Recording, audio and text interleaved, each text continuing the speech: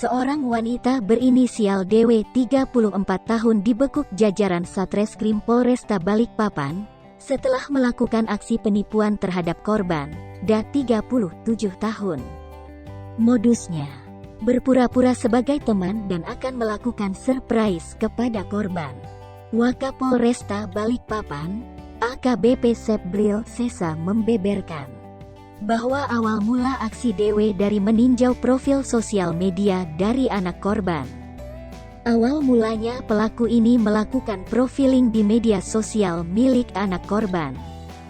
Di profiling situ ada nomor HP, ucap Sepbril, Senin, tanggal 21 Juni tahun 2021. Seusai mendapat nomor HP anak korban, DW lantas menghubungi dan mengaku sebagai teman dari ibu korban.